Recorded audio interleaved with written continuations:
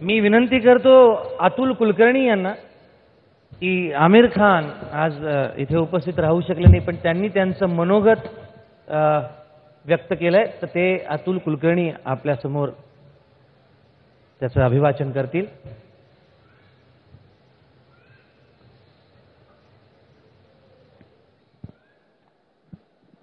नमस्कार.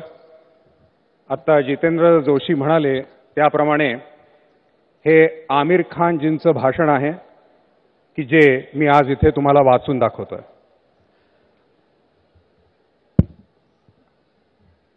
नमस्कार. सगळ्यात आधी पारितोषिक मिळालेल्या सगळ्या गावांचं खूप खूप अभिनंदन आणि त्याचबरोबर पारितोषिक न मिळालेल्या पण स्पर्धेमध्ये सहभागी झालेल्या सगळ्या गावांचं देखील मनापासून अभिनंदन. तुमच्यापैकी प्रत्येक जण आज एक विजेता आहे आणि तुमच्यापैकी प्रत्येकाचा मला अत्यंत अभिमान आहे. तुमच्यापैकी काही जण मी आणि किरण ज्या गावांमध्ये आलो होतो आणि तुम्हाला भेटलो होतो अशा गावांमधले आहात, पण पुष्कळ जणांना मी आमच्या तुफान आलं या कार्यक्रमाच्या किंवा पाणी फाउंडेशन मधल्या माझ्या सहकाऱ्यांच्या माध्यमातून ओळखतो. मी हे सांगू इच्छितो की जी जी गावं मी पाहिली किंवा ज्या सगळ्या गावांबद्दल मी ऐकलं त्या प्रत्येक गावानं मला एक कृतज्ञतेची भावना दिली की मी ह्या चळवळीचा एक भाग आहे. मी खूप भाग्यवान आहे असं मला वाटतं, कारण जेव्हा अडचणी आल्या तेव्हा त्यावर मात करण्याची ताकद काय असते हे तुम्ही मला दाखवलं. जेव्हा विरोध झाले तेव्हा लवचिकपणा काय असतो आणि त्याचबरोबर ठामपणा काय असतो हे तुम्ही दाखवलं.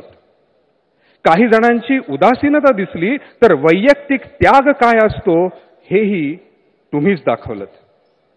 तुमच्यापैकी प्रत्येक जणानं आज वैयक्तिक त्याग आणि सामाजिक बांधिलकी यांच्या जोरावर एक विजय मिळवलाय आणि म्हणून मी म्हणतोय की तुमच्यापैकी प्रत्येक जण आज एक विजेता आहे, एक चॅम्पियन आहे.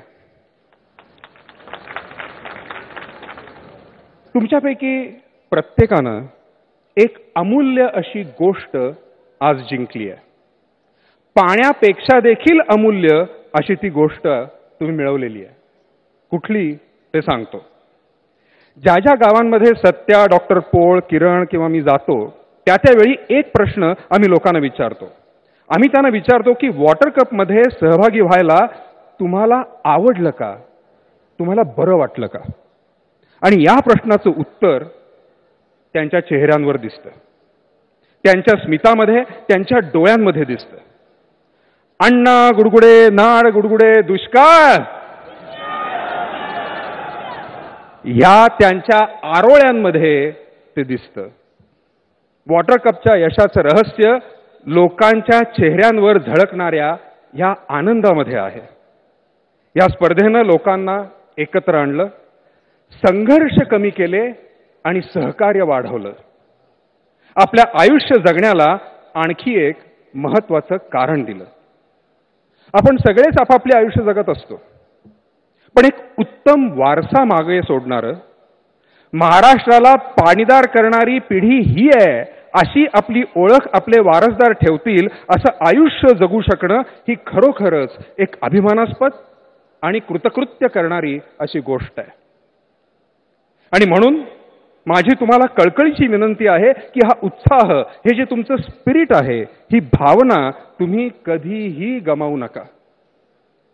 यंदाच्या आपल्या स्पर्धेचा हा प्रवास जरी आज संपत असला तरी आपल्या सगळ्यांच्या आयुष्यांचा प्रवास असाच चालू राहणार आहे. ही भावना गमावू नका. ही खूप अमूल्य आहे, पाण्यापेक्षा देखील अमूल्य आहे. हा उत्साह आणि भावनेतूनच आपण आपल्या स्वतःला आणि आपल्या गावाला बदलू शकणार आहोत. मित्रांनो, आपण पुष्कळ साध्य केलंय, पण अजून खूप काही करणं बाकी आहे. आपण सुरुवात केली आहे, खूप महत्वाची अशी सुरुवात केलेली आहे, पण हे विसरूया नको की ही फक्त सुरुवात आहे. आपली ही स्पर्धा महाराष्ट्रातल्या बऱ्याचशा गावात अजून पोहोचायची आहे. निवड झालेल्या तालुक्यांमधल्या बऱ्याच गावांनी स्पर्धेत भाग घेतला नाही आणि भाग घेतलेल्या काही गावांनी अजून पुरेसं काम केलेलं नाही. पाणीदार होण्याच्या त्यांच्या प्रवासाची आत्ता कुठे सुरुवात झाली आहे. कामाच्या या सुरुवातीचं रूपांतर जर आपल्याला कायमस्वरूपी लाभ देणाऱ्या कामामध्ये करायचं असेल, दुष्काळमुक्त महाराष्ट्राच्या आपल्या सगळ्यांच्या स्वप्नाची पूर्तता करणाऱ्या कामात करायची असेल, तर आपल्याला आपले प्रयत्न अनेक पटीनं वाढवावे लागणार आहेत आणि त्यासाठी काही गोष्टी करणं अत्यंत महत्त्वाचं आहे. एक महत्त्वाची गोष्ट आपण लक्षात घेतली पाहिजे की जे काही साध्य झालंय ते पाणी फाउंडेशनचं काम नाहीये. पाणी फाउंडेशन फार तर ह्या चळवळीला चालना देणारं एक साधन मात्र आहे. जे काही आज साध्य झालंय ते तुम्ही साध्य केलंय. तुमची इच्छाशक्ती, तुमचा निश्चय, तुमची दूरदृष्टी, तुमचा त्याग, तुमचा घाम आणि तुमचं काम यांनी हे साध्य झालंय. आणि म्हणून हे काम पसरवणं, पुढे नेणं हे तुमच्या प्रयत्नांनीच होणार आहे. प्रत्येक नागरिकानं केलेल्या प्रयत्नांच्या एकत्रीकरणानंच आपलं स्वप्न प्रत्यक्षात उतरणार आहे. या सगळ्याला कशाची गरज आहे त्याचा थोडक्यात खुलासा करतो. सगळ्यात पहिल्यांदा अशा गावांनी पुढे येणं गरजेचं आहे, अशा गावांनी पुढे येणं गरजेचं आहे की जे यजमान होऊ शकतील, पुढच्या वर्षी प्रशिक्षण देऊ शकतील, पाण्याबद्दलची आदर्श गावं म्हणून इतर लोक पाहायला येऊ शकतील, अशा गावांनी पुढे येणं गरजेचं आहे. तुम्ही केलेल्या कामाचा दर्जा, त्याचा विस्तार, येणाऱ्या पाहुण्यांना तुम्ही जो सल्ला द्याल आणि सांगाल की हे बघा हे आम्ही केलंय, तुम्ही पण नक्की करू शकाल, असं सांगून तुम्ही त्यांच्यामध्ये जो विश्वास निर्माण कराल, पाहुण्यांना तुम्ही जे प्रेम द्याल, त्यांचा जो पाहुणचार कराल, केवळ आणि केवळ त्यामुळेच इतर गावं या स्पर्धेत पुढच्या वर्षी सामील होणार आहेत.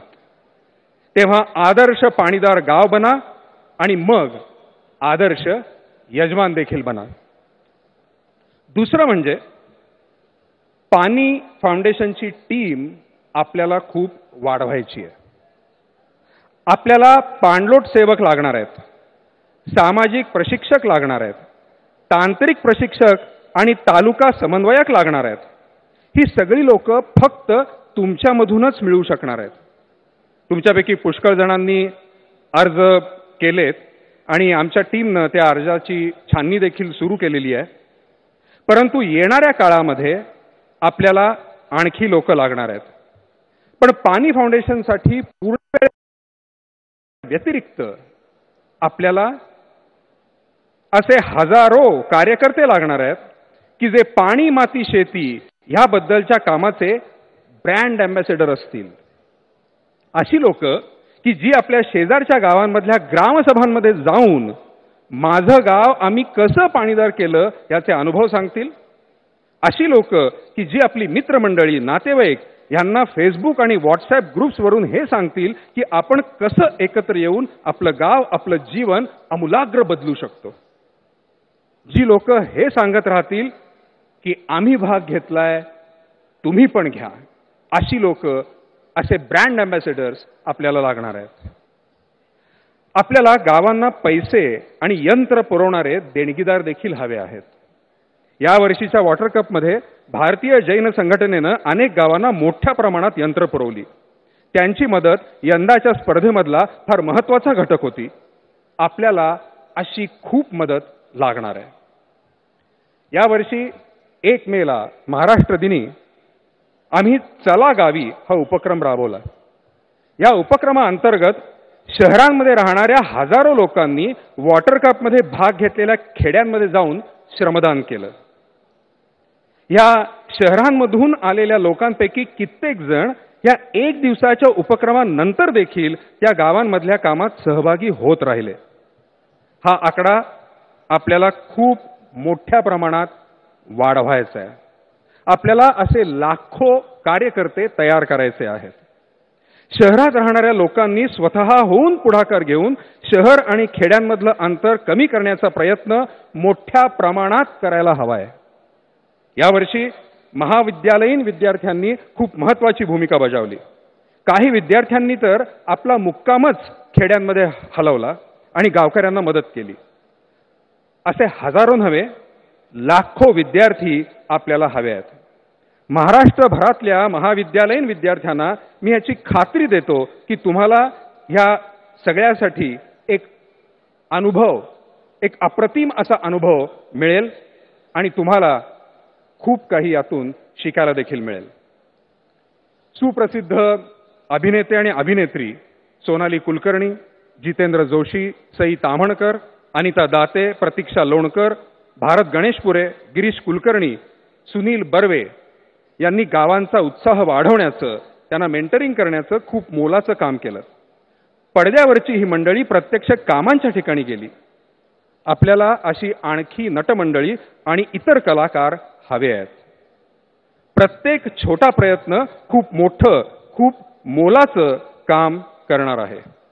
आपल्या सगळ्यांना एका शक्तिवर्धकाचं काम करायचं आहे आणि हे काम अतिशय आवडीनं, ठाम उद्देश डोळ्यासमोर ठेवून, एकात्मकतेच्या जाणीवेनं आणि मुख्य म्हणजे कामाचा आनंद घेत करायचं आहे. लक्षात असू द्या की पाण्याचं काम हे ओझं वाटण्याचं काम नाही आहे. ही एक आनंद यात्रा आहे, आनंद पसरवणारं काम आहे. आणि आनंद किंवा सुख ही अशी गोष्ट असते की जी आपण जितकी अधिक देऊ तितकी अधिक वाढते आणि जितकी आपल्यापाशीच राखून ठेवण्याचा प्रयत्न करू तितकी ती कमी कमी होत जाते. आणि हे तुम्हा सगळ्यांपेक्षा जास्त चांगलं कुणाला माहिती आहे? आपण निसर्गाला, आपल्या मातीला आणि आपल्या पाण्याला जितकं देऊ त्याच्या कितीतरी जास्त ते आपल्याला परत देतात, हे तुमच्याहून जास्त आणखी कुणाला माहिती आहे? आपण एक छोटीशी बी पेरतो आणि निसर्ग आपल्याला फळांनी लगडलेलं अख्खं झाड देतो. धरणी मातेची, या काया आईची जोपासना करूया. चला, पाण्याच्या ह्या चळवळीची बीज सगळीकडे पेरूया. यातून तयार होणारी रोपं जपूया, जगवूया, त्यांचे वृक्ष होताना पाहूया आणि त्यांच्या फळांनी आपलं भविष्य उज्ज्वल करूया.